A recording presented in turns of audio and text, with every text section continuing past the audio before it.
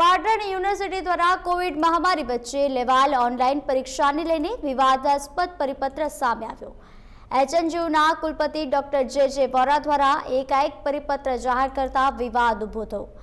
તો પરિપત્રમાં 10મા ક્રમાંકમાં જણાવેલ સૂચનામાં દર્શાવવામાં આવ્યું છે કે યુનિવર્સિટી દ્વારા લેવાયેલ ઓનલાઈન પરીક્ષાનું જાહેર થયેલ પરિણામ અયોગ્ય પણ ગણાઈ શકે છે, જેને લઈને વિવાદ ઊભો થયો છે। જો કે વિવાદાસ્પદ પત્રને લઈને યુનિવર્સિટીના રજિસ્ટ્રાર ડોક્ટર ડીએમ પટેલ દ્વારા ખુલાસો પણ કરવામાં આવ્યો।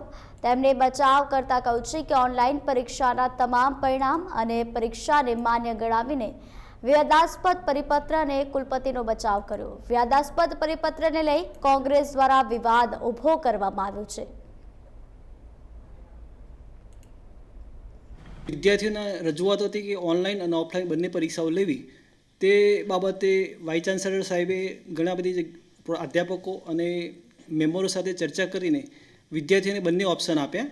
અને આજે સાહેબ પ્રવાસમાં ગાંધીનગર છે, પણ આજે પરિપત્ર કરવાની જરૂરિયાત ઊભી થઈ એટલા માટે કે 28 તારીખથી પરીક્ષાઓ શરૂ થાય છે, એટલે પરીક્ષા નિયામક સાથે સાહેબે કોમ્યુનિકેશન કરીને અને જુદા જુદા અધ્યાપકો જે હોય અને પ્રિન્સિપાલો સાથે ચર્ચા વિચારણા કરીને એ પરિપત્રનો મુસદ્દો તૈયાર થયો। અને અત્યારે તમે જે કહો છો એ મુદ્દો ધ્યાને આવેલો છે, એટલે કદાચ રજૂઆતો આવી છે, એટલે એના સંદર્ભમાં કુલપતિ સાહેબ સાથે ચર્ચા કરીશું અને એ બાબતે આગળને કોઈ યોગ્ય નિર્ણય કરીશું।